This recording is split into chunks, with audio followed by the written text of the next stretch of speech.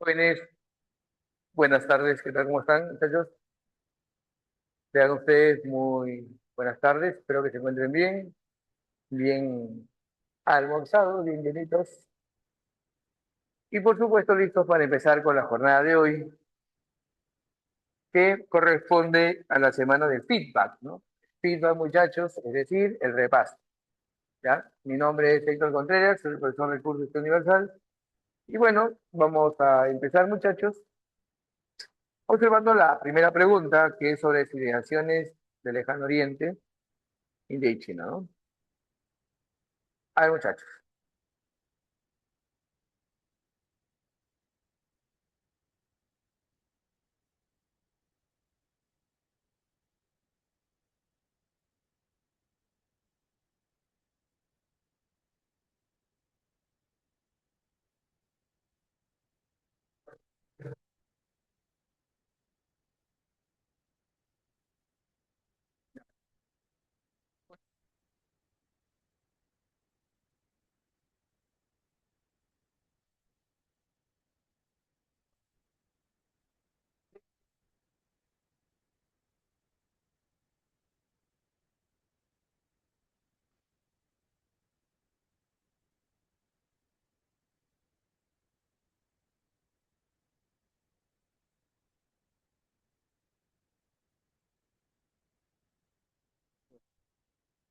La civilización decía,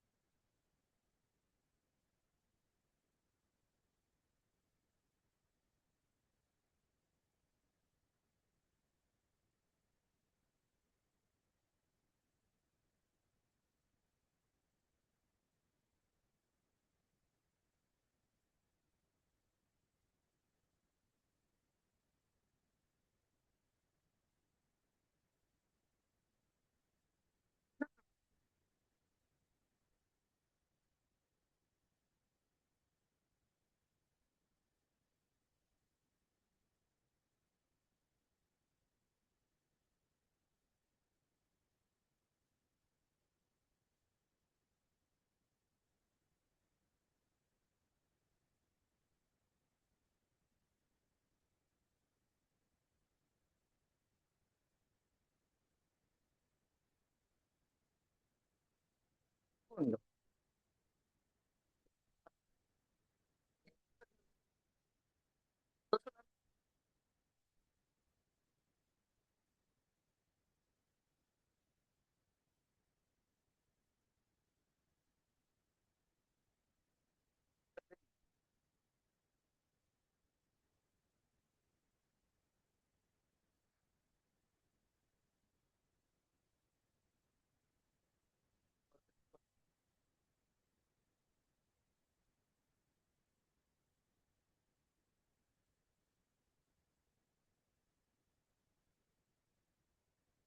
Uno, dos, dos. Chicos, chicos, chicos, chicos.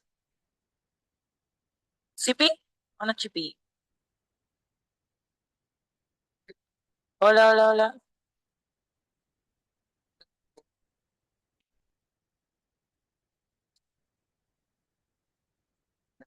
1, 2, 3, 4, 5, 7, 8, 9.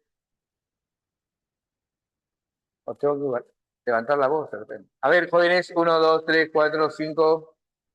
¿Se escucha? Sí, ¿no? Ya, entonces vamos a repetir, muchachos, ¿ya?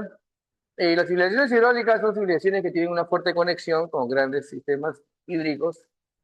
Egipto, Mesopotamia, India, China, en el caso de Egipto, Nilo, acá sería el río Éufrates y Tigris, acá sería el Indo y el Ganges, acá sería el Huangho y Yangtze. En el caso de la India nos preguntan sobre la India, ¿no? Los ríos Indo y Ganges. Ahí está, muchachos. ¿Ya? Son los ríos importantes de la India. Como le estaba comentando, muchachos, el río puede ser un benefactor, pero también puede ser causante de grandes desgracias. Por eso, uno de los grandes problemas que tienen que resolver las civilizaciones que se desarrollan cerca de los ríos es contener la fuerza destructiva que puede tener el río. Tiene que bueno, construir canales de irrigación para la agricultura, pero también canales de evacuación del excedente del agua. Tiene que construir diques, muros de contención. La idea es que el agua tiene que ser racionalizada. Tiene que utilizar, tiene que usarse el agua de forma inteligente. Obviamente que para eso, como te dije, construyen canales, reservorios, represas, muros de contención, ¿no? Y obviamente todo esto tiene que ver con una de las primeras ingenierías del mundo, la ingeniería hidráulica. En el caso de la India, bueno, se construye esto y entonces, jóvenes, ¿cuál sería la clave? Una técnica agrícola desarrollada en el Valle del Indo con impacto regional. Pues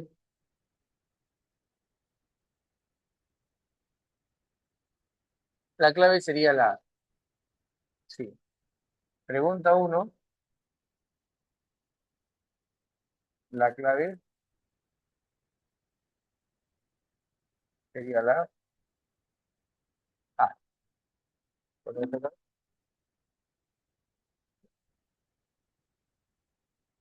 número 2. Dice, la llegada de los arios a la India antigua provocó una transformación profunda en el ámbito religioso, fusionando creencias locales con prácticas introducidas por estos pueblos indoeuropeos. Esta amalgama de tradiciones dio origen al hinduismo, una religión caracterizada por la diversidad de deidades, los rituales védicos y la integración del sistema de castas como fundamento social. Los Vedas recopilados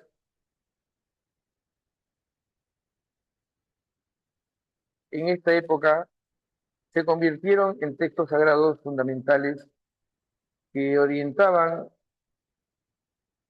tanto la vida espiritual como las prácticas cotidianas. ¿Cuál fue uno de los principales cambios religiosos tras la llegada de los arios a la India antigua? A ver, vamos a aclarar lo siguiente. Los arios son del grupo étnico y lingüístico conocido como los indoeuropeos.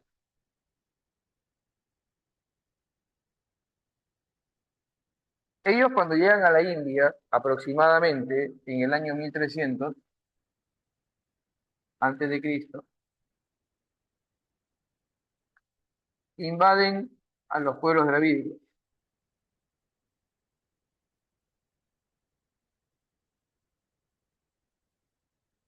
¿ya?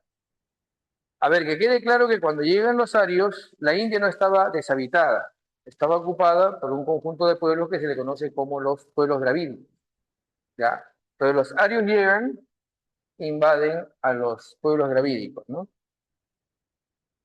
Y los dravídicos van a ser empujados poco a poco al sur de la India, la meseta del Indostán. Bueno, no olviden ustedes que la India es un territorio de casi 4 kilómetros cuadrados de tamaño, pero los arios comienzan a avanzar poco a poco y comienzan a fusionar sus textos sagrados que se llaman los Vedas.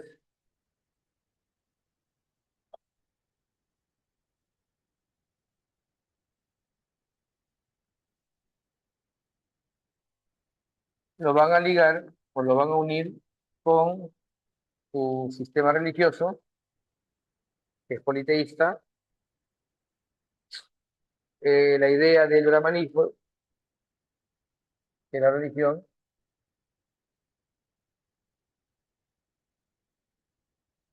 cuya base religiosa del brahmanismo sería el sistema de castas. Voy a poner así, ¿ya?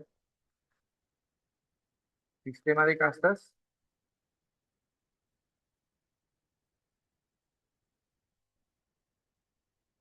sistema de castas, y también, ¿ya? La idea de la reencarnación.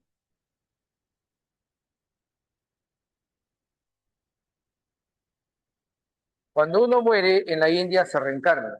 Lo que se reencarna es tu energía vital y trascendente, que se le conoce como el karma. Me hizo un favor. ¿Tiene cargador? Sí. ¿Con entrada tipo C?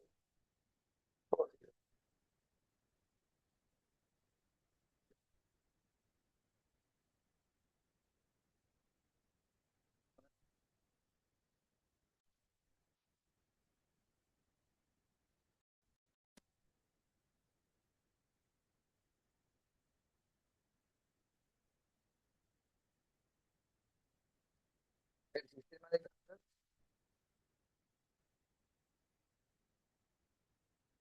Y la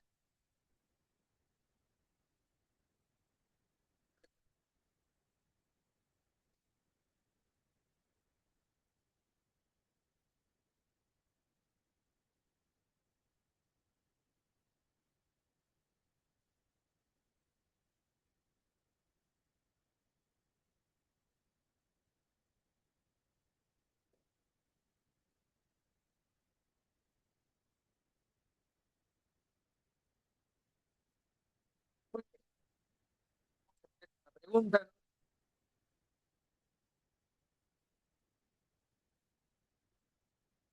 nos dice, ¿cuál fue uno de los principales cambios religiosos tras la llegada de los arios a la India antigua?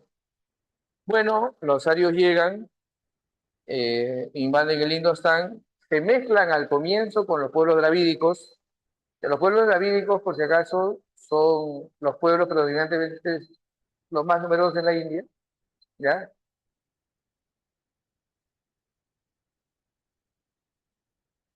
Son los más numerosos en la India, ¿ya? Son los de piel oscura, ¿ya? Si ustedes buscan imágenes de cómo es la población mayoritaria de la India, se darán cuenta que la mayoría en la India es de tono de piel oscuro.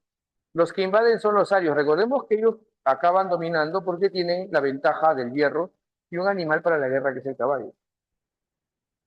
Ya muchachos, ahí están. Tenemos entonces al brahmanismo, ¿ya? Y también tenemos, recordemos, el sistema de castas, la idea de la reencarnación. Por lo tanto, la clave de la 2 sería también avión. Clave avión.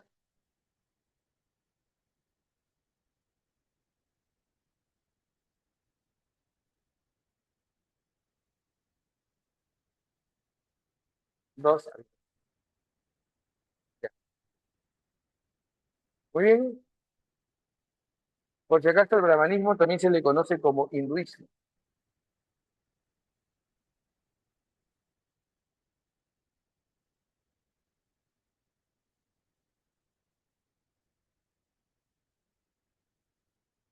En esta religión, por si acaso, hay tres dioses fundamentales. Los de la India tienen cientos de dioses, ¿no?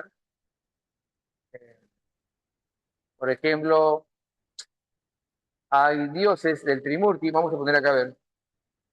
el Trimurti, como ejemplo, ¿ya? En el hinduismo hay tres dioses que forman el Trimurti. Tenemos a Brahma, tenemos a Shiva y a Vishnu.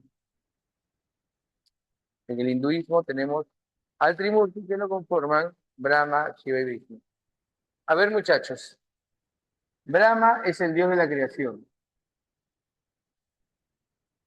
Shiva es el dios de la destrucción y Vishnu es el dios de la conservación.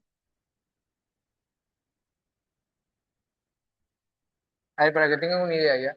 Brahma crea, crea, crea, va creando, va creando. Si algo de repente no merece permanecer, quien lo destruye es Shiva. O sea, en otras palabras, Shiva no es que sea malo. Shiva destruye todo aquello que es nocivo o que no es útil o lo que no debería existir. Y quien conserva la buena creación de Brahma es Vishnu. Son los tres dioses fundamentales. ¿Ya? Si ustedes buscan estos tres dioses, tienen aspecto humano. A ver, ¿quién pone ahí una imagen en la ventana de comentarios sobre, por ejemplo, Shiva, Vishnu o Brahma? A ver, de repente por ahí googlean Trimurti y si buscan Trimurti van a salir los tres dioses. Son los dioses fundamentales de la India. ¿Ya?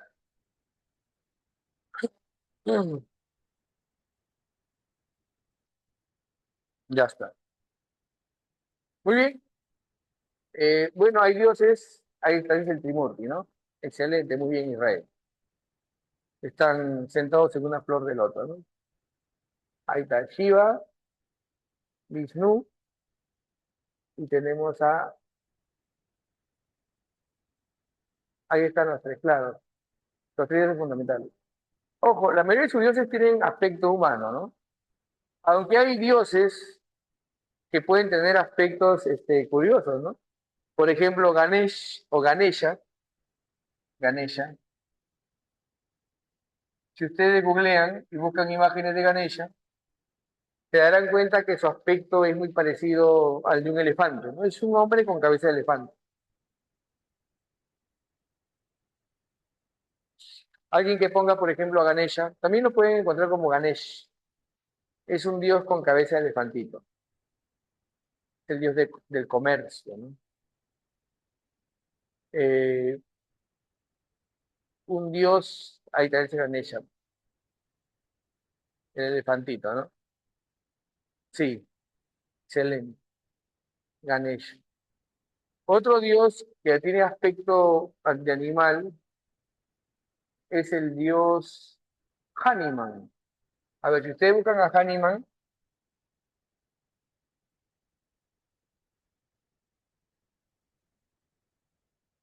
Hanuman tiene aspecto de un mono, parece un macaco, así.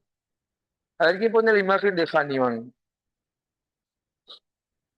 Si ustedes buscan las imágenes de Hanuman, van a encontrar, bueno, ahora que he visto que se ha puesto en tendencia un monito que abraza, me parece que es un peluche de mono también, ¿no?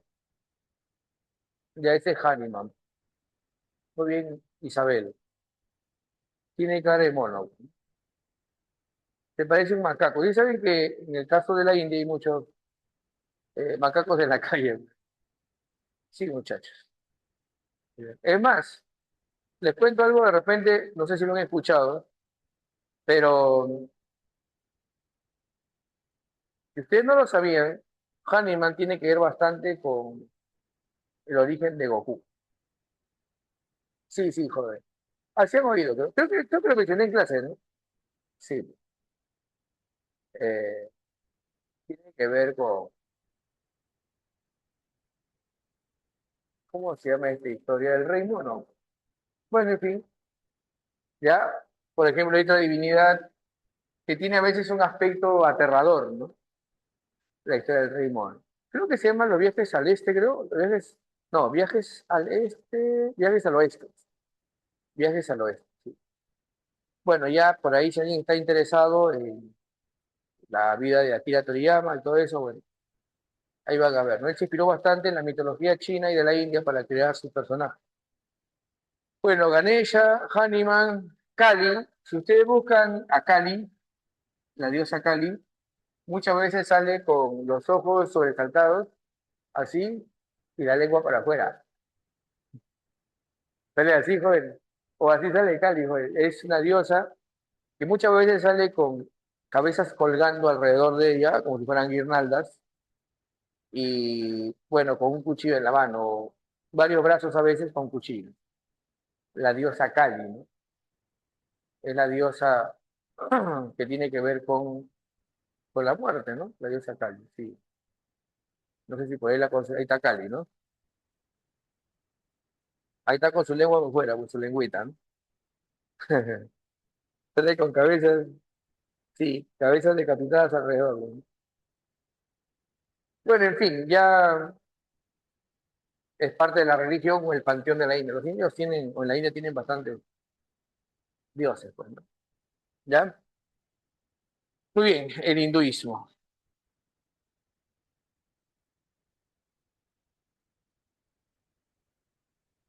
Pregunta 3. Nos habla sobre los Vedas. A ver, dice, en la antigua India, los textos sagrados conocidos como Vedas y los Upanishads son los textos filosóficos, jugaron un papel fundamental en la formación de creencias y prácticas religiosas. Estos escritos influyeron en la visión del mundo, la organización social y la interpretación de la existencia humana. Analice los siguientes enunciados sobre el impacto de estos textos en la sociedad védica. Los Vedas establecieron rituales que reforzaron la autoridad de los sacerdotes en la estructura social. Sí, eso es verdadero. Los Vedas, por ejemplo, defendían el sistema de castas. Y en el sistema de castas, recordemos, hay cuatro categorías. Los brahmanes, los kshatriyas, los vaishyas y los shudras. Y obviamente los más preeminentes serían los brahmanes, que son los sacerdotes. Los brahmanes, que son los sacerdotes.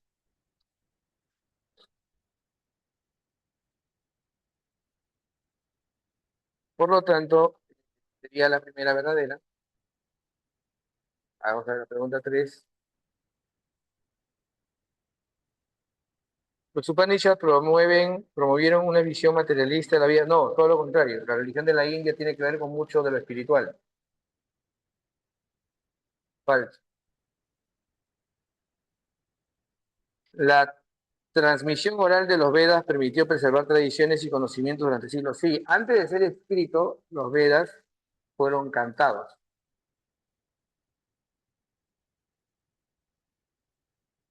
Sí les dije, ¿no, jóvenes? Los Vedas, junto con los poemas épicos como el Ramayana y el Mahabharata, son textos muy extensos que originalmente, antes de ser escritos, fueron memorizados por varias generaciones. Por lo tanto, sería verdadero o falso verdadero. El pensamiento de los Upanishads contribuyó al desarrollo de las ideas filosóficas. Sí, Upanishads de filosofía. Por lo tanto, la clave sería dedo. Un dedo. Muy bien. Pregunta 4. La invención del papel en la antigua India, dice, marcó un hito en el desarrollo cultural y administrativo de esta civilización. Inicialmente elaborado a partir de fibras vegetales como el bambú, el cáñamo, su fabricación se atribuye a Kai Lung durante la dinastía Han. Respecto al uso del papel en la antigua China, determina la veracidad o falsedad de los siguientes enunciados. La 4 nos habla sobre el papel, ¿no? Recordemos que antes del papel, en China se escribía sobre, bueno, caparazones de tortuga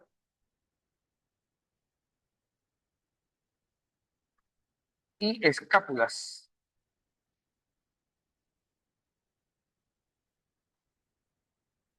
De,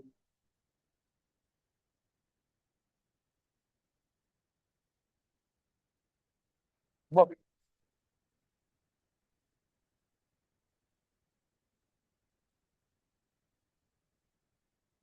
¿Saben qué es la escápula, jóvenes? Es como el omóplato, pues, de la vaca, los toros. Ya, entonces se utilizaban escápulas y se utilizaban caparazones. Ahí se escribían. Se hacían huesos con escrituras que después la ponían al fuego que se llamaban huesos oráculos.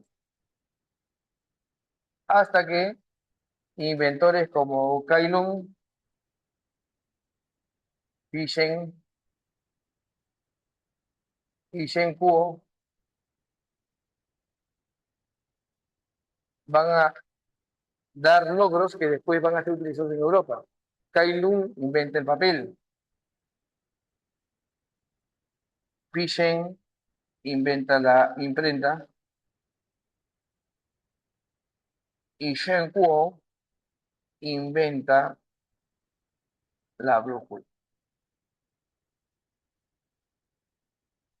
Recordemos que estos inventos son llevados por los árabes a Europa. Ya, por lo tanto, muchachos, vamos a ver la preguntita. Dice,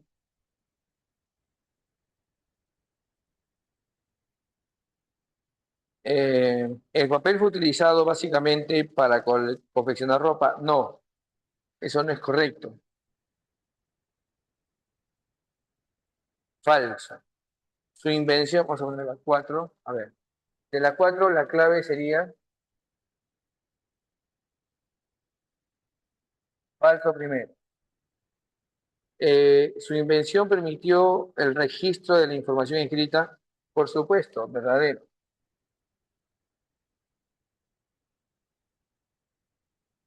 El uso del papel se difundió a través de las vías comerciales, por supuesto, los árabes lo llevaron a Europa, verdadero. La fabricación del papel se le atribuye a la dinastía Han. En el texto nos dice, su fabricación se atribuyó a Kai Lung durante la dinastía Han, verdadero. Por lo tanto, la clave sería, jóvenes, 4 enano.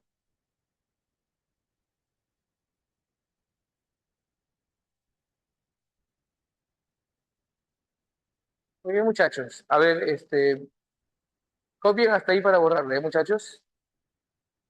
O no sé, creo que alguien toma foto, ¿no? ¿Lo borramos? A ver, Miss, toma foto, creo, ¿no?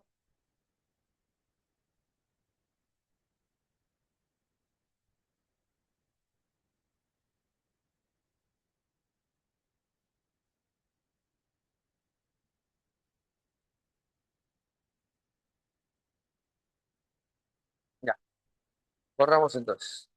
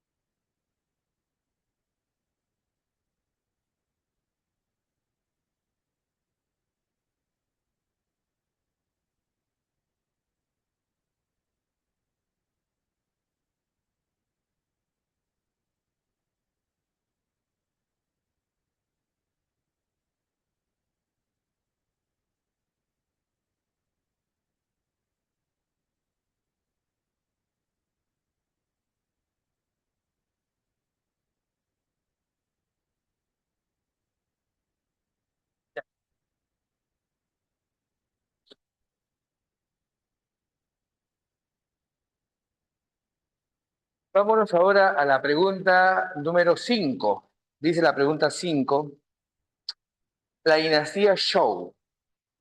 La dinastía Zhou dejó una profunda huella en la historia de China por sus cambios estructurales y conflictos prolongados. Durante esta etapa surgieron nuevas formas de organización militar, alianzas inestables y el uso intensivo del hierro, que evento es característico del periodo de los reinos combatientes. Jóvenes, una importante aclaración. Dinastía Zhou, pregunta 5. ¿Ya? Recordemos que China tiene 5 dinastías: Xia, Shang, Zhou, Qin y Han. Son 5 dinastías, ¿no? 5 dinastías. Nos preguntan sobre la dinastía Zhou. Ojo, en la dinastía Shang se utiliza el bronce, en el Zhou se utiliza el hierro.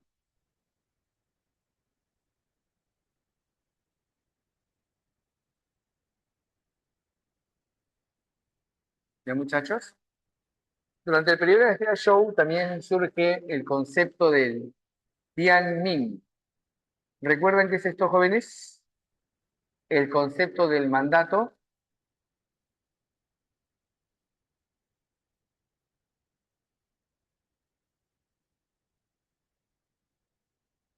del cielo. ¿Qué más? Durante este periodo también Zhou, la esposa de Kali, no, la esposa de Shiva es Parvati. La diosa de Shiva es Parvati. No, no, no. Se llama Parvati.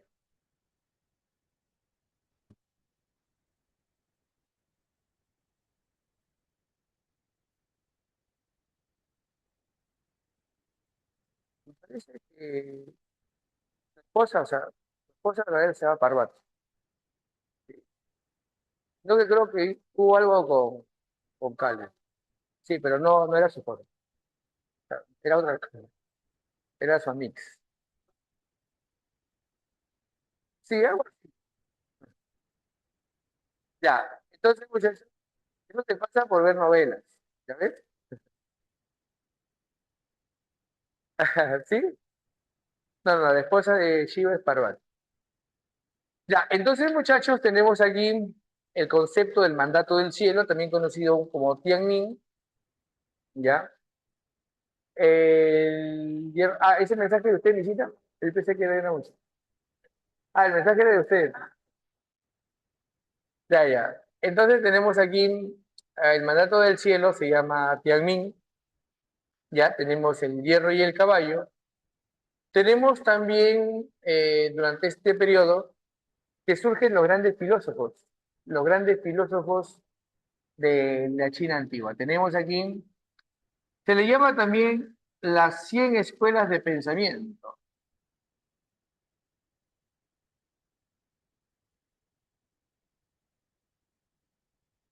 en este periodo show, ¿no? Por ejemplo, aquí surgen personajes como Confucio, eh, Lao Tzu, tenemos a Sun Tzu,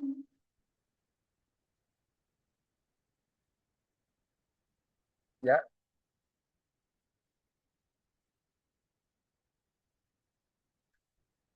Tenemos también, bueno, estos son los más importantes, ¿no? Confucio, Lao Tzu, Mencio también está aquí,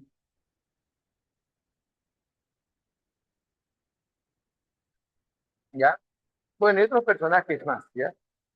No olviden ustedes, muchachos, que surgieron varios pensadores durante este periodo. Y por supuesto, hay una etapa de división, porque recordemos que este periodo también conocido como la etapa feudal, ¿no? Etapa feudal también le llaman.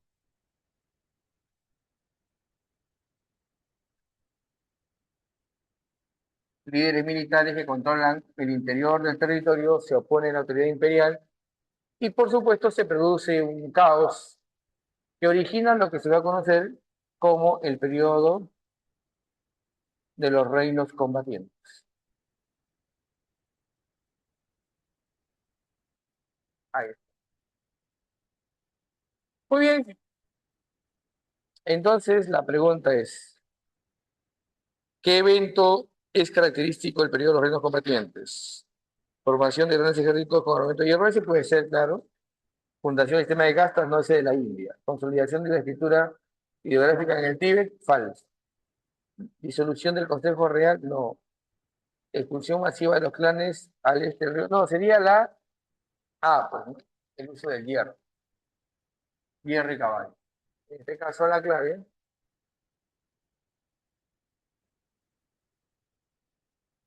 de las 5 sería entonces la A. Ya está. Muy bien. Y vamos ahora con la pregunta número 6. Ya la 6 está fácil. A ver qué marcaron en la 6. Los leo, los escucho. ¿Qué marcaron ustedes en la pregunta número 6? ¿Qué nos dice Ortega Martel? Ajá, la E.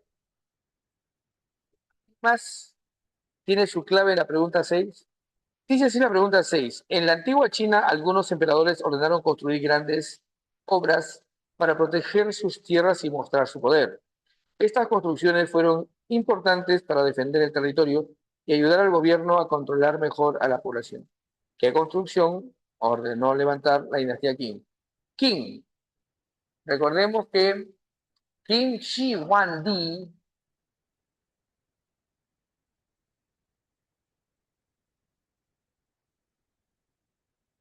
es el que ordena la construcción de la Gran Muralla.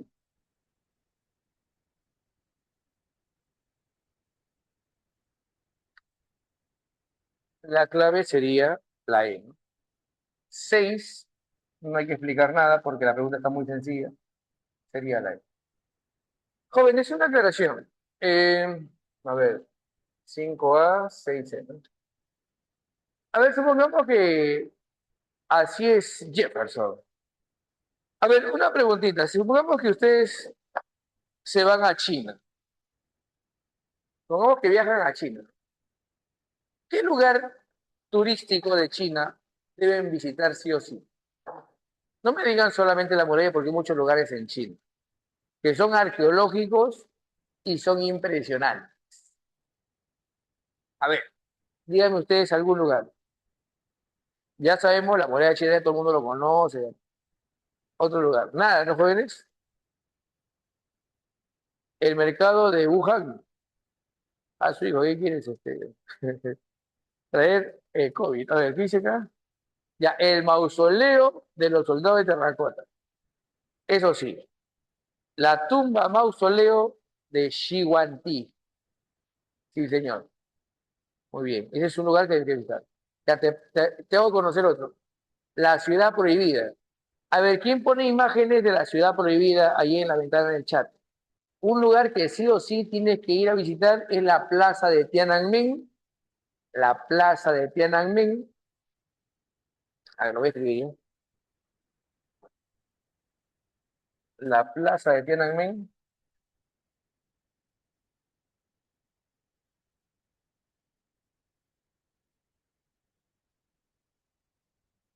la ciudad prohibida.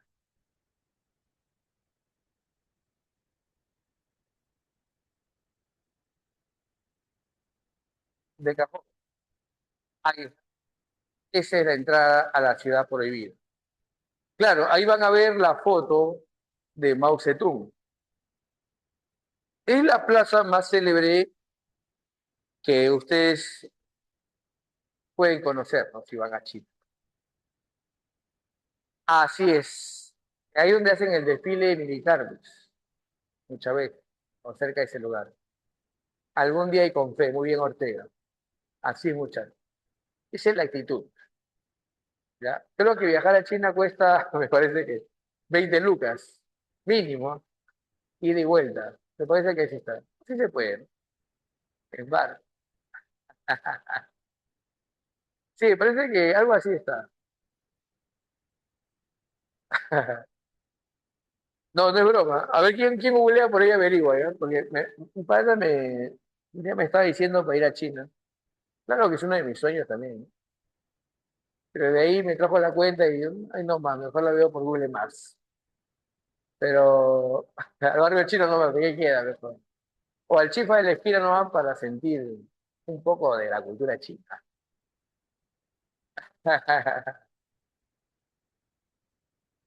Sí, jóvenes. A una tienda china, claro, ya más o menos. Bueno, hablando en serio, jóvenes, sí, más o menos cuesta algo así, ¿no? Aunque hay promociones, ¿ah? Hay promociones, bueno, no sé la verdad, pero he visto vuelos, claro, porque el vuelo no es directo, se hace en escala. Sale más o menos algo de 20 lucas por ahí. Y ojo, eso es ir y venir, ¿ah? Porque la otra es, ya no necesita visa, pero hay un acuerdo Perú, ¿no? Con China. Y la cuestión es gastar. Dicen que China es barato, eso es lo que me han dicho, ¿ah? Bueno, tengo amigos que han ido y me han dicho que es barato. Hasta estudiar en China también es barato, dicen. Bueno, en fin. Bueno, la educación de la parte de China es pública. Y no necesitas saber chino, solamente inglés. Porque muchas universidades enseñan inglés. Sí, sí, sí. Ahí averiguó más o menos cuánto sale. Bueno, a ver, la plaza de Tiananmen, la ciudad prohibida, la tumba del soldado de terracota, el palacio de Epang, el palacio de Epang. Claro, Duolingo versión ultra intensivo, ultra turbo. Duolingo versión turbo. Bueno, muy lindo, claro. 20 lucas ida nada más. ¿Qué hay ahí? ¿Cómo estás bromeando? No, yo sé que sí de vuelta. Sí de vuelta. O sea, 10 lucas para ir y 10 lucas para venir, más o menos.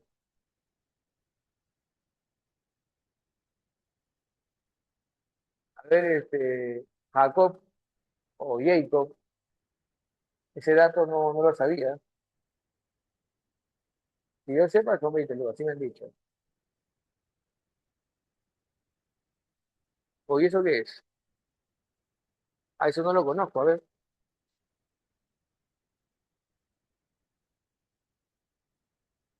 Ah, no, pero ese no es arqueológico, que sí. Es algo ya moderno. Me parece, la futurista me parece. No, no, no. Lugares turísticos chinos hay bastante. ¿No? Hay un Disney chino, no sé cómo se llama. Hay una ciudad tecnológica china también. Hay un acuario, uno de los acuarios más grandes del mundo está en China, la represa de Tres Gargantas. Bueno, te digo, lugares arqueológicos. Bueno, muchachos, ahí está. ¿Ya? Bueno, estos son lugares emblemáticos, ¿no? De China. El Palacio de Pan también, ¿no? $4.000 por persona ida y de vuelta. Ya, 4 por 4, 16. 16 lucas. 16 lucas, sí, más o menos así está. Claro, está entre 20.000 y 16.000 por ahí, ¿no? Sí, pues así está. Pero como te digo, hay promociones. Mi amigo viajó, dice que pagando 7.000 soles, ida y vuelta. La verdad no sé cómo le salió, pero bueno. Bueno, en fin, sí, pues muchachos. Ya, entonces, regresando al tema, la 6 sería la E, ¿ya? No hay nada que explicar, ahí está, 6, 7. Ya, 7 y es Grecia, jóvenes, Grecia. Creo que algo así hacen, no sé cómo se hace, si hay una opción para, sí, creo que pagas antes, separas y algo así es. Bueno, ya muchachos, entonces tenemos aquí 5, 6, ya. Vamos con la pregunta número 7. 7 ya es Roma, ¿no? Dice aquí, durante el periodo clásico, las expresiones artísticas en Grecia se integraron a prácticas religiosas comunitarias que fortalecían la cohesión social.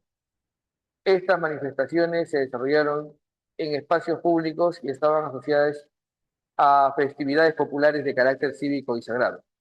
¿Qué relación existía entre el teatro y las fiestas dionisíacas?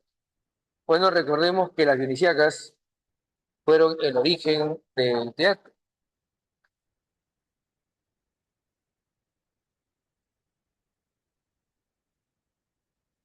Las dionisíacas eran fiestas religiosas en honor a Dionisio.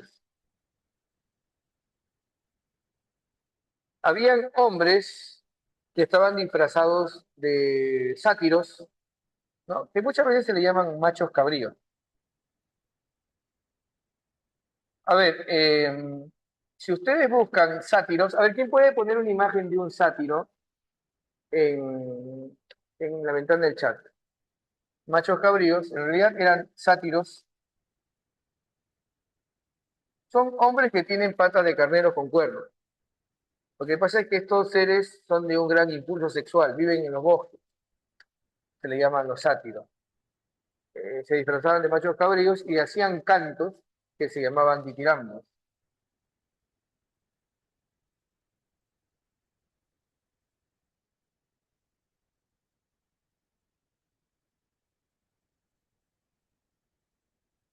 Eh, bueno, con el tiempo, un personaje llamado Tespis, ya ese es un sátiro, ¿no? Muy bien, excelente. Terquén me parece que es. Sí, muy bien, Terquén. Ese es un sátiro, ¿ya? Entonces, los machos cabríos o sátiros eh, eran parte de esta fiesta religiosa, pero hacían cantos, los famosos ditirambos. Eh, bueno, con el tiempo, un personaje llamado Tespis va a ser el primer actor.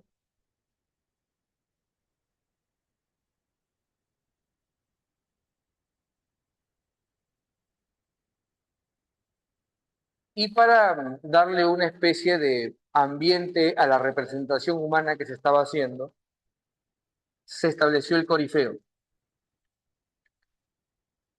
El corifeo, no olviden ustedes, son los que entonan o cantan alrededor de la representación que se está haciendo, ¿no? Bueno, así nació el teatro. Por lo tanto, la clave de las siete sería, jóvenes, dedo, ¿no? Dedo. Siete dedos. Ya está. Muy bien. Vamos con la pregunta 8.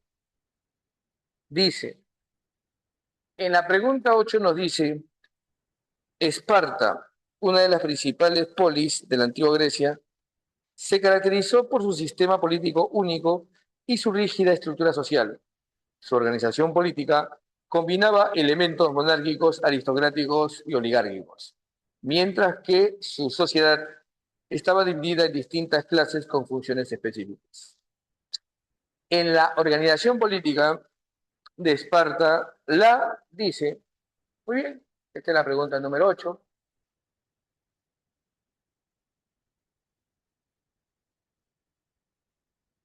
Ya muchachos, en la organización política de Esparta,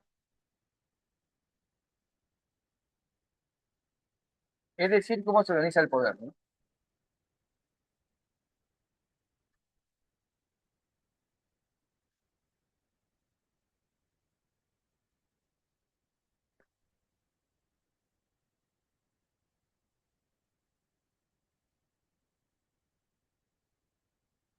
A ver,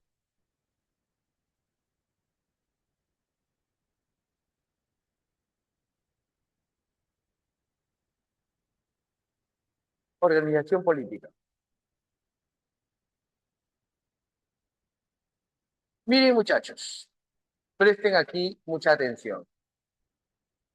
En la organización política, en este caso, hay que recordar lo siguiente, muchachos. En el caso de Esparta, el poder político se repartía de esta manera. Habían dos reyes que formaban parte del poder ejecutivo. Eran dos reyes. ¿Se acuerdan que les dije que estos reyes decían ser descendientes de Hércules o Heracles? ¿Ya? Eran dos reyes. Por lo tanto, decimos que existía una diarquía. ¿Ya? Son el poder ejecutivo.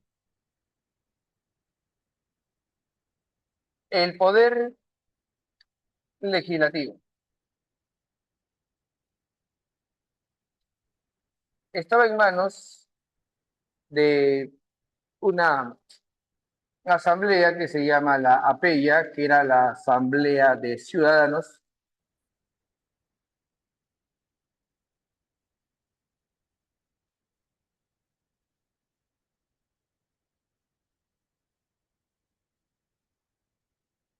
y tenemos la Jerusía. La Jerusía estaba conformada por 28 ancianos mayores de 60 años. Ellos podían promover reformas, podían promover o proponer leyes, pero finalmente ellos tenían que exponerlo ante la peña. La Jerusía elaboraba leyes, proponía reformas, pero quien acababa aprobando o rechazando era la APEA. ¿Ya, muchachos? Muy bien. Pues tenemos el Poder Ejecutivo. Y en el caso del Poder Judicial,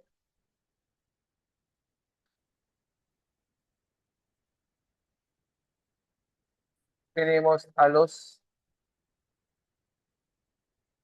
éforos, que vigilan la moral y aplican la justicia. Vigilan la moral pública.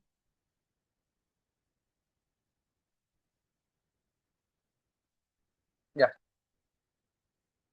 Muy bien. Por lo tanto, la clave de la 8 sería, ¿qué marcaron en la 8, jóvenes?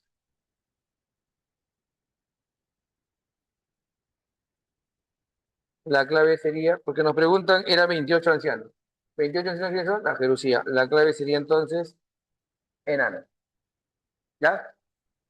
Enano. Muy bien. Vamos con la pregunta número 9. Dice la pregunta número 9. En el transcurso del desarrollo institucional de Atenas, ciertos organismos conservaron funciones relevantes a pesar de la organización o la expresión democrática, ¿no? Uno de ellos fue un consejo compuesto por exarcontes vitalicios,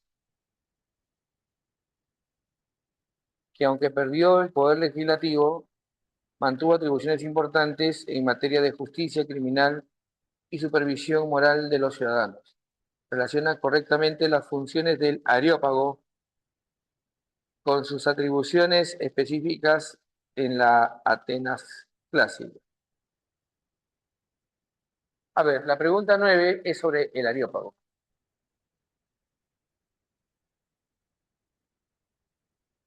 En Atenas,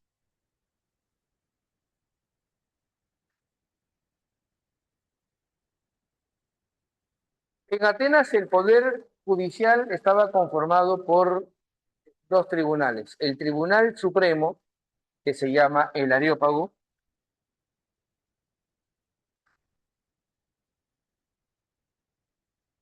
Areópago.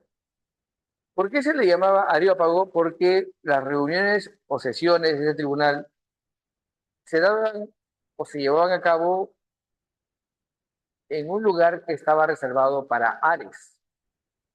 Por eso se le llamaba Areópago.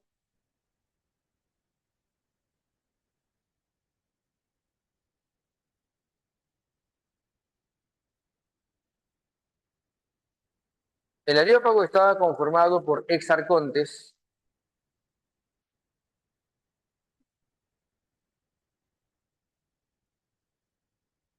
O sea, antes de ser Areópago tenías que haber sido un arconte, es decir, alguien que había tenido el poder ejecutivo en Atenas.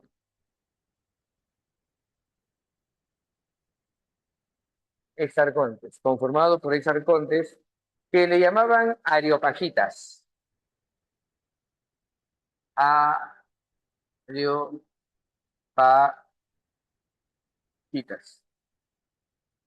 Los areopagitas eran los miembros del Areópago. ¿De qué se encargan los areópagos? De juzgar los delitos de sangre.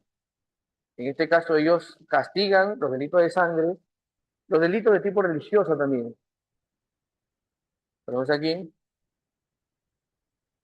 castigan, es decir, cuando hay un muerto de por medio.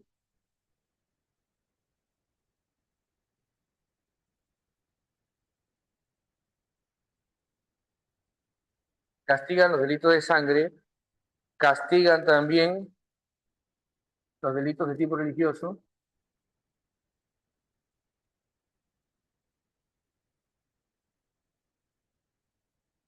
y vigilan la moral.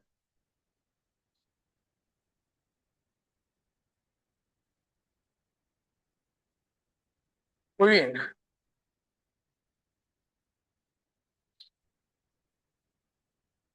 a ver, dice acá, relacionar, ¿no? Tribunal de homicidios y de otros crímenes graves de sangre. 1B, 1B. 2, Consejo de Autoridad con gran autoridad sobre delitos graves. Estaba formado por ciudadanos que habían sido arcontes, ex arcontes. Entonces sería 12, 1B, 2C. Ya lo voy a poner ya. Claro. 1C, 2B. No, 1B, perdón, 2C. Al revés. 1B, 2C, ¿no? Así es. 1B, 2C. 3, supervisor de la conducta pública y de las leyes tradicionales. 3, comportamientos que atentaran contra la moral. 3A.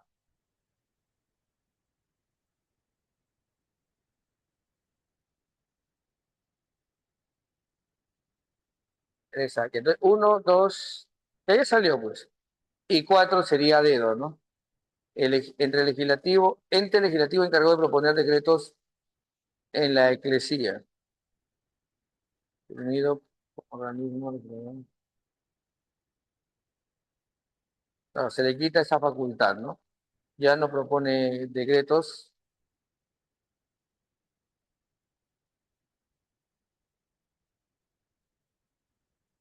Ya, la clave sería entonces dedo, ¿no? La clave de la 9 sería dedo. Ya está. 10. Durante el periodo arcaico, el crecimiento de las polis griegas impulsó importantes transformaciones territoriales. ¿Sí? Muy bien. Eh, y políticas, dice, ¿no? Importantes transformaciones sociales, territoriales y políticas. Algunas de estas transformaciones estuvieron vinculadas a la expansión por el Mediterráneo y el Mar Negro, lo que dio origen a un proceso de colonización que marcó profundamente la historia del mundo helénico. Una causa fundamental del proceso de colonización griega durante el periodo arcaico fue, o sea, nos preguntan por qué los griegos se dispersan, ¿no? Creo que ya lo vimos en su momento, ¿ya? La 10. ¿Por qué se produce la colonización?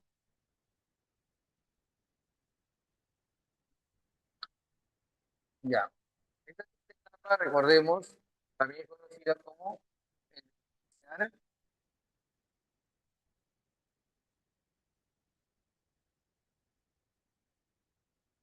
Bueno, fácil, muchachos.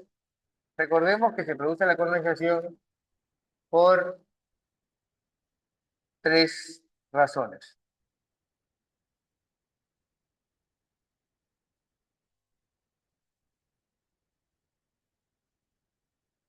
En el Mediterráneo, occidental y el Mar Negro, ¿no?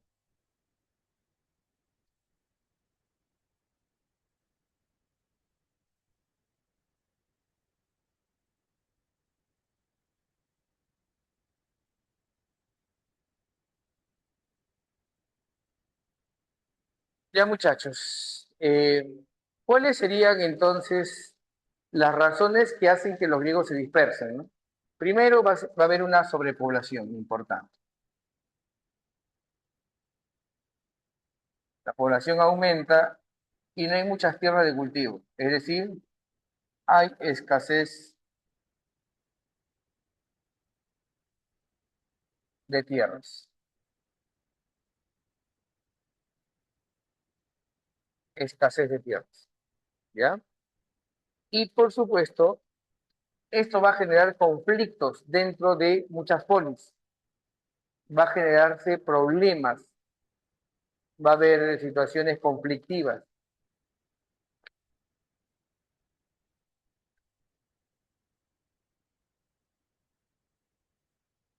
Y una forma de evitar que estos conflictos continúen por la sobrepoblación, la escasez de tierras, era buscar nuevas tierras, era como disminuir la presión o la tensión. En este caso, pues dispersando a la población en territorios nuevos donde se consigan nuevas tierras de cultivo. Por lo tanto, muchachos, la clave de la pregunta número 10 sería, la causa fundamental sería la presión demográfica, la escasez de tierras y los conflictos sociales internos que habían dentro de las polis. La clave sería la E.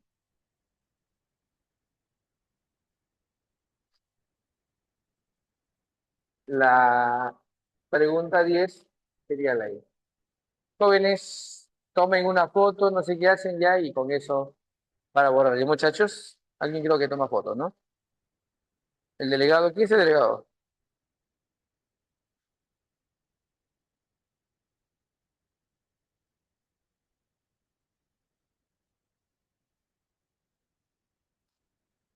Ya, borramos.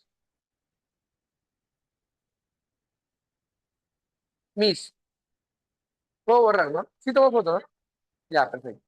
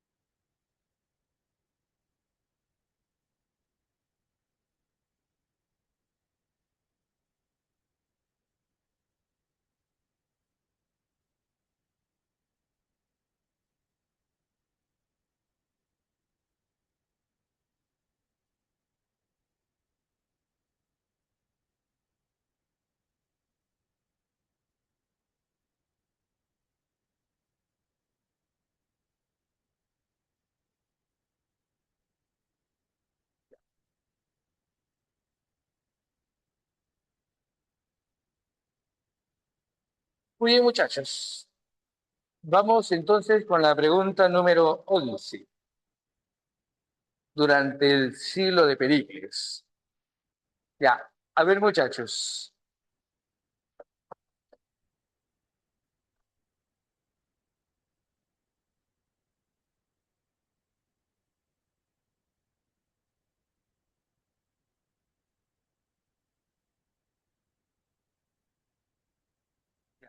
Pregunta 11 es sobre el arte griego, ¿no? Y específicamente sobre el siglo de Pericles. El siglo de Pericles es un periodo de esplendor cultural artístico que vive Atenas especialmente por la derrota a los persas. Recordemos que los griegos derrotan a los persas. Y este impacto de ser vencedores de imponerse a un imperio de carácter universalista como eran los persas. Le da una sensación de estar en la cumbre de la humanidad, de ser el pináculo de la condición humana. Los griegos se consideran la cumbre del ser humano. Bueno, en Atenas se vive este espíritu de victoria, de gloria, que se expresa artísticamente durante el siglo de Pericles. ¿Ya? Bueno, durante el siglo de Pericles, que en realidad no es un siglo, es del año 449 al año 431. ¿Ya? Durante este periodo surgen figuras importantes del arte, la cultura, la literatura. En el caso de la construcción más emblemática del siglo de Pericles va a ser el Partenón. Ya, quiero que vean un detalle, joven. Pongan una imagen del Partenón ahí en el chat de comentarios para que lo puedan ver o podamos verlo todos. El Partenón adelante tiene 8 columnas. A ver, vamos a ver.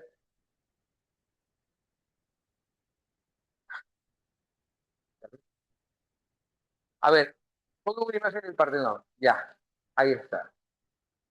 Si se dan cuenta, jóvenes, hay 8 columnas adelante. Y esa reconstrucción es de Estados Unidos, Sanita. Una reconstrucción de cómo pudo haberse visto, ¿no? Ya, se dan cuenta que adelante hay 8 columnas. ¿Y cuántas hay al costado?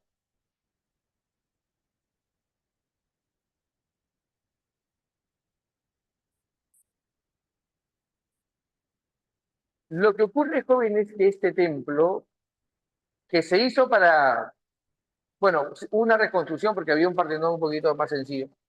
Este Partenón que se construye en la época de Pericles fue encargado a este arquitecto llamado Calícrates. Pero el Partenón fue decorado en su parte externa,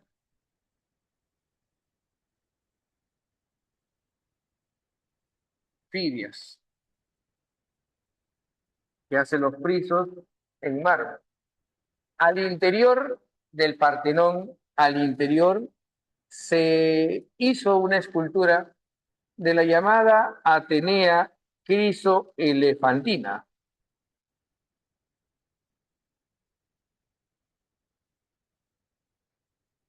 Profesor, ¿por qué se le llama Atenea Crisoelefantina? Para empezar, jóvenes, la Atenea Crisoelefantina mide 12 metros de alto. Sí, enorme, pues. Es como, no sé, pues una casa de 3 pisos, ¿no? A ver, 12, no más, de 4 pisos.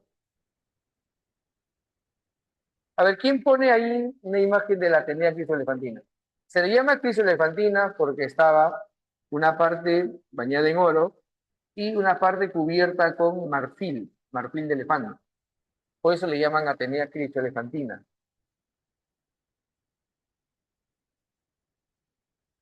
Esta escultura de Atenea lo hizo Fidias. Fidias también hizo una escultura de Zeus. ¿Ya? Encontraron la imagen de la Atenea, ya, ahí está. Estaba al interior, muy bien, Yaneli. Ahí nomás déjenlo ya. A ver, ahí nomás queda. Ah, ahí está, ya, Susanita, ahí nomás. Impresionante, ¿no? Era una escultura enorme de Atenea, ¿ya? Estaba cubierto en oro y algunas plaquitas hechas de marfil de, en este caso, elefante. Entonces se llaman criso elefantino. Muy bien. ¿Qué más? En la escultura, ahí, esto lo hizo Fidias también. Fidias hizo la Atenea criso elefantina que está dentro del Partenón, ¿ya? En el caso de la escultura, tenemos a Mirón. Mirón hizo una obra que se le conoce como el Discóbolo. el discóbolo. El discóbolo de Mirón. ¿Ya? El discóbolo. A ver, quiero que ponga una imagen del discóbolo. El discóbolo de Mirón. Es un joven que sale obviamente desnudo, pero que sale con una postura así más o menos, a ver, su mano acá y un disco acá, así. Ahí se levanta. Ahí está, más o menos el cuerpo, ¿no? Dale así, ahí está, el discóbolo de Mirón. Así es, el discóbolo, que también es del signo de Pericles. También, muchachos, tenemos a Policleto.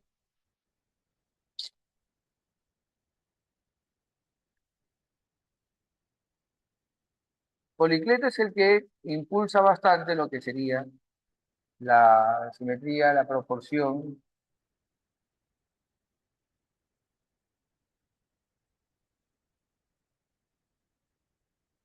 como elementos para lograr la armonía.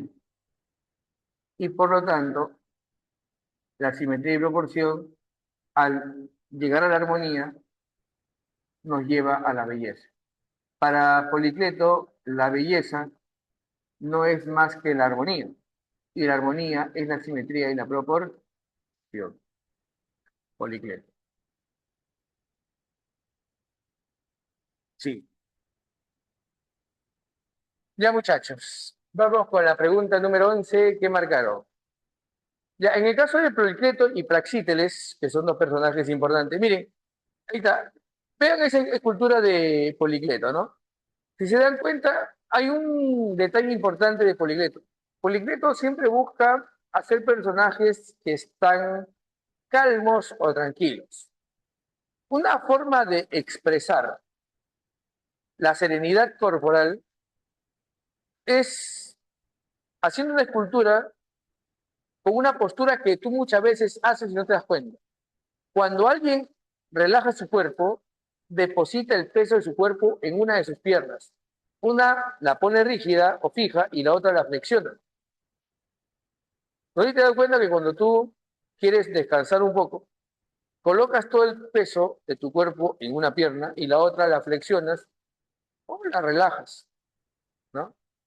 Eso te da una especie de, bueno, tranquilidad. Es más, demuestra que estás relajado, estás descansando, ¿no?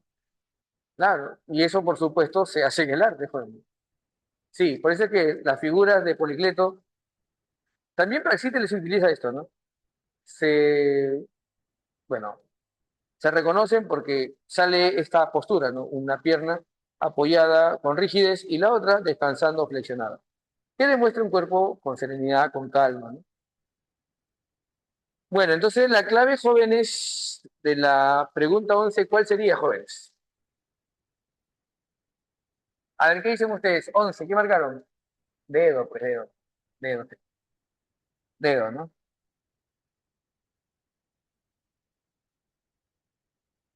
Sería 1B,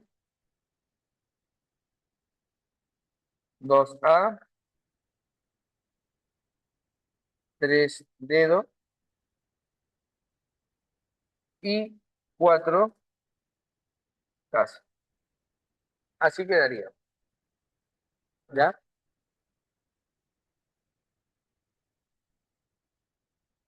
Excelente, Jefferson Adriano. ¿Por qué tienen que salir las esculturas desnudas? Es por esta sencilla razón. La proporción áurea.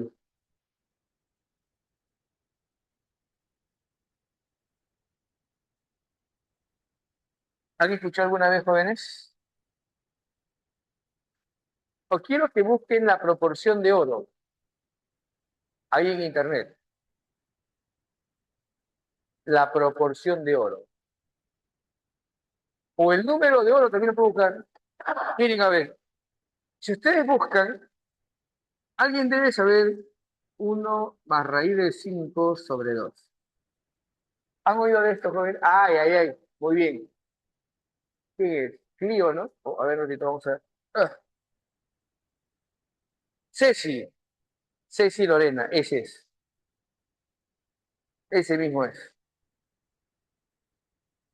Mira, cuando tú mires un caracol, cómo se forma su espiral, cuando veas de repente la simetría de los hexágonos que están, o las formas geométricas en el caparazón de la tortuga, o cuando veas las figuras dentro de un panal, te das cuenta que las formas geométricas siguen un patrón. Los griegos lo llamaron el número de oro. Sí, muchachos. Excelente Jacob, o Jacob. Los griegos se dieron cuenta que ese patrón existe de manera natural. Miren, para que tengan una idea, ¿ya? Si tu rostro se divide en tres partes, la entreceja hasta donde empieza tu cabello, la frente, más la entreceja y tu nariz, y de tu nariz al mentón. Si las tres partes tienen la misma medida, por lo tanto tienes simetría y por lo tanto tienes algo de belleza. Si la separación de tus ojos es un ojo intermedio, hay simetría, hay algo de belleza, hay proporción. Si el tamaño de tu cuerpo es 7 veces el tamaño de tu cabeza, tienes simetría, tienes proporción.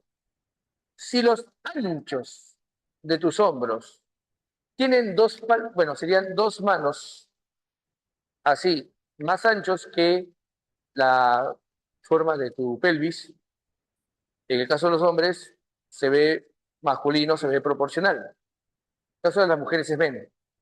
Pero jóvenes, para los griegos todo tenía una medida, un patrón. Y obviamente para cumplir este patrón, ¿qué mejor que la expresión pura de la composición corporal, el cuerpo, expresado de manera natural? Por eso es que muchas veces el arte griego implicaba figuras desnudas. No tenía que ver nada con el erotismo o la lujuria, no, sencillamente era la mejor forma de exhibir la proporción corporal o la belleza o la simetría y la proporción a través de la composición corporal. Los griegos, por si acaso, si estaban o buscaban estar siempre en forma, no eran por una cuestión de vanidad. No olviden ustedes que las ciudades griegas tenían muchas guerras, tuvieron guerras, y una forma de garantizar que la ciudad pueda defenderse teniendo hombres siempre físicamente aptos para la guerra. Claro, no es casualidad, no, ¿qué pasó ahí? Muchachos. No, no, no, y ahora les aclaro, pues, los griegos siempre buscaban estar en formas no por una cuestión de vanidad, sino que ya te dije, tenían guerras. Les cuento una anécdota, ¿ya? Un viajero romano, o de Roma a Grecia, y pregunta por qué hacían mucho esfuerzo físico y no mejor trabajaban como campesinos, ¿no? Y bueno, griego le contesta, bueno, fácil, cada gota de sudor, cada músculo marcado en el cuerpo de uno de nuestros jóvenes es la garantía de un buen soldado en el campo de batalla. Así de fácil. Era una cuestión práctica, no tanto como te dije, de vanidad, no, no, no. Por eso los griegos, es más, yo recuerdo que había una fórmula, a ver, había una prueba para saber si estabas en forma. Te sujetaban la piel del abdomen y tu piel tenía que estirarse como si fuera una tela. No tenía que ver nada de grasa. Era como, no sé si te levantaran la piel de la parte superior de la mano, ¿no? No sé si se han dado cuenta, pero ahí no hay grasa, pues difícilmente hay grasa. Entonces, más o menos tenía que estirarse la piel de tu abdomen, te sujetaban de acá y lo tenía que ver así, te tiraban como si fuera tela. Tenía que estirarse como si fuera licra, no sé cómo decirlo, pues.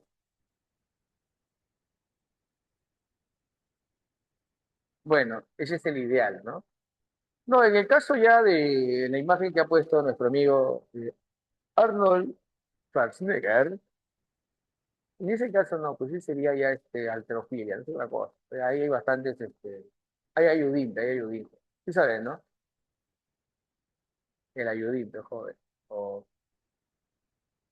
sí sabes, pues no, ahí toman sus suplementos, no se ponen un par de inyecciones. Ah, pues muchacho. Bueno, la proporción áurea, ya, por eso lo de nuevo. Ya, muchachos, perfecto. Entonces. Bueno, la siguiente es la República, pregunta 12. Claro, ahora te pone, no es broma. Sí, dicen que, bueno, con eso se agrandan los músculos y se encogen, bueno, por ahí algunas proporciones. Vamos acá rapidito.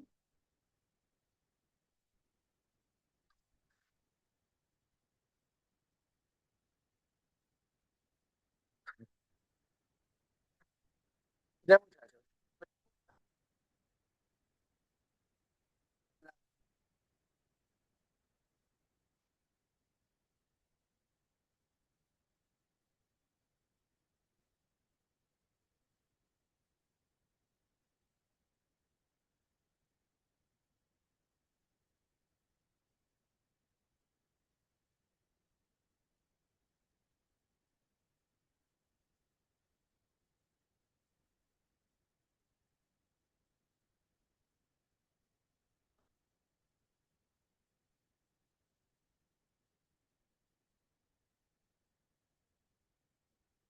muchachos,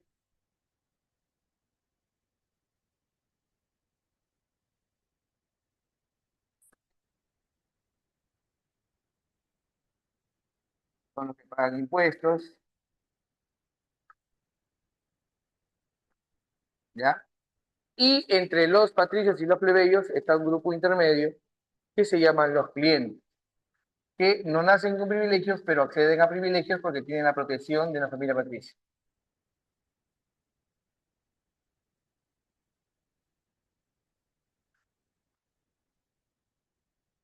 ¿Ya? Los libertos son ex esclavos o esclavos liberados, y los esclavos son, bueno, mercancías, herramientas, ¿no? Se compran y se venden. Por lo tanto, nos preguntan en la 12, ¿cuál era el grupo social que en su dependencia mantenía un vínculo de lealtad hacia los patricios a cambio de su apoyo económico? Ya? Los que accedían a privilegios porque tenían la protección de una familia patricia eran los clientes. Muchos de ellos eran de origen plebeyo, inclusive. Por lo tanto, la clave de la 12, la clave sería eh, casa. Los clientes serían, ¿no? 12 casas. Muy bien, vamos con la pregunta número 13. Dice, durante una mesa redonda sobre la administración cívica romana, se discutió cómo el sistema republicano establecía mecanismos para limitar el poder individual en favor del colectivo. Un expositor indicó que los cargos eran temporales y colegiados, lo cual reforzaba la lealtad del proceso político y evitaba la concentración del poder en manos de una sola figura. Esta crítica definió a las magistraturas republicanas romanas. Ya. A ver, la 13 es sobre la etapa republicana, la República Romana. Recordemos que en la República Romana hay tres instituciones poderosas.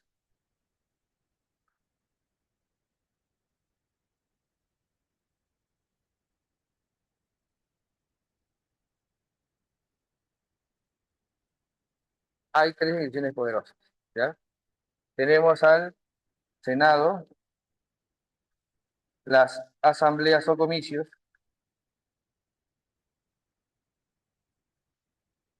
y por último, las magistraturas,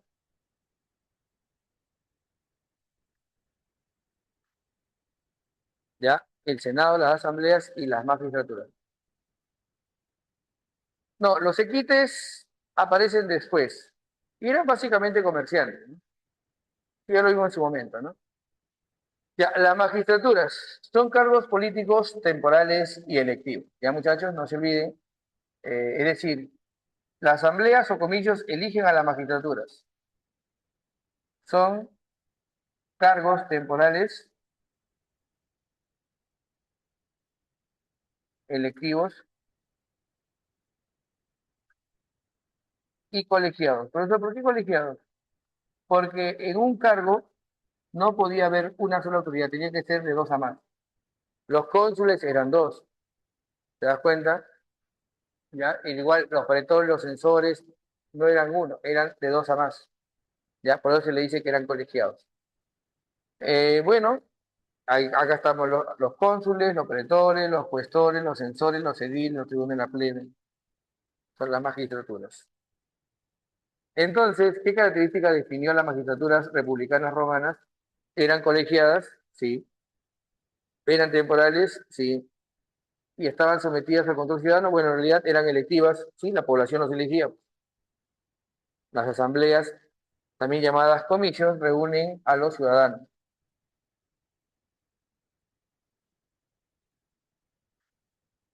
¿Ya? Muy bien. Por lo tanto, la clave sería la A.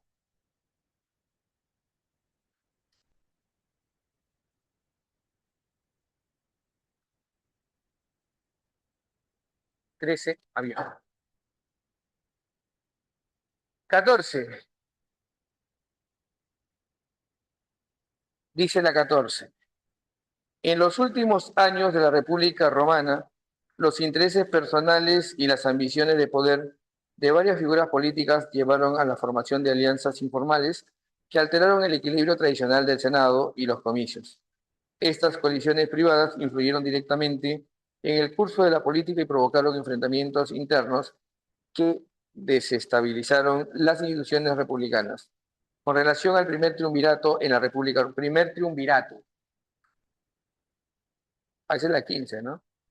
Durante el coloquio jurídico sobre las bases del derecho romano, un historiador mencionó un derecho crucial en el que la condición de norma sirvió para reducir los abusos contra un sector excluido de la sociedad. Esta acción fue el resultado de tensiones sociales intensas que llevaron a la exigencia de leyes públicas fijas y conocidas por todos los ciudadanos. ¿Cuál fue la consecuencia clave de la promulgación de la ley de las 12 tablas? A ver, pregunta 14. La ley de las 12 tablas serían las primeras leyes escritas de Roma.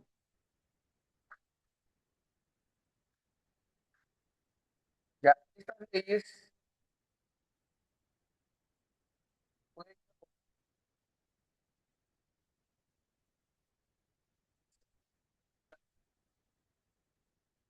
para que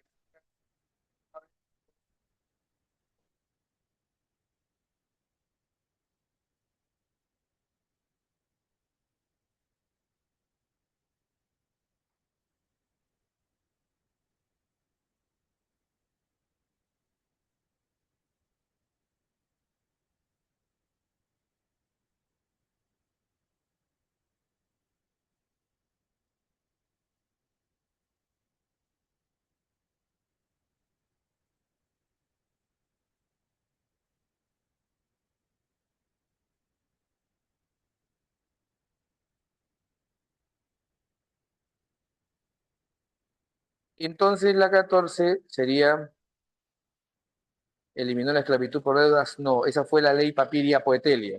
Redujo el control patricio al asumir las penas. No, al suprimir las no tampoco. Permitió el acceso público a normas. Sí. Ahora las personas pueden acceder a estas leyes escritas.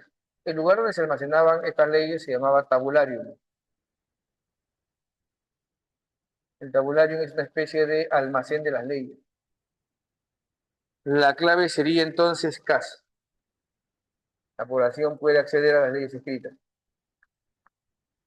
14 sería CAS. Y la 15 que ya leímos. ¿Qué? ¿El micro? 1, 2, 3. 1, 2, 3, 1, 2, 3. Sí, está bien. Está bien el micro. Está bien, ¿no? Susana, ya se arregló. O no me lo queden, ¿ah? Gracioso, ¿no? Ya, a ver, muchachos. La pregunta 15, ya la leímos, dice, nos habla sobre los triunviratos, ¿no? A ver, Los triunviratos básicamente fueron alianzas entre caudillos. Fueron dos. Fue una alianza de tres caudillos.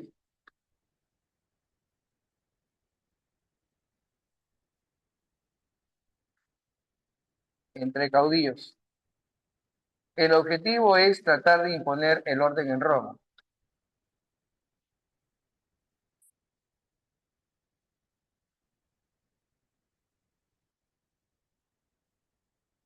¿Ya? ¿Cuál es? Recordemos que estamos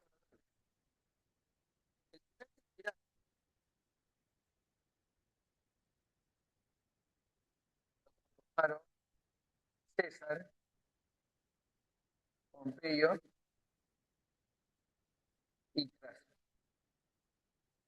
¿Ya? El pacto que ellos firmaron para colaborar juntos para el poder del gobierno va a ser el pacto de Luca.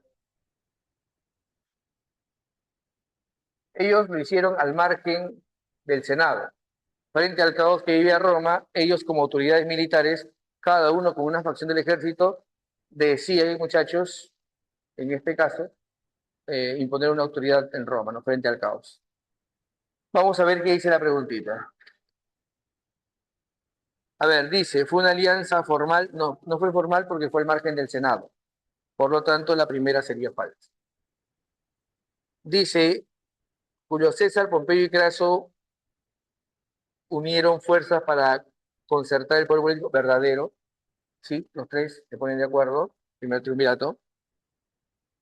¿Qué más dice? El pacto se mantuvo fuerte incluso después de la muerte de Craso. Falso. Porque recordemos que César y Pompeyo se enfrentaron. Ellos originan la llamada Segunda Guerra Civil. ¿Se acuerdan, jóvenes? La batalla de Farsalia, ¿no? César derrota a Pompeyo. Entonces sería falso. No se mantuvieron unidos a pesar de que murió Craso. Craso muere y ellos se enfrentan después. Falso. El pacto se mantuvo fuerte, incluso ya tres sería falso. Cuarto, la ambición personal de los triunviros, es decir, de los tres líderes, los tres caudillos, generó tensiones y guerras internas, sí, por supuesto, verdadero. Recordemos que después matan a César, ¿no? César acaba con Pompeyo y después el Senado acaba con César. Por lo tanto, la clave sería falso, verdadero, y la clave sería entonces dedo. Clave dedo, 15 dedos. Muy bien, muchachos, ahí nos quedamos. Eso sería todo por hoy. De mi parte, muchachos, gracias, muy amables, y que tengan un maravilloso fin de semana. Hasta pronto. Cuídense bastante, muchachos.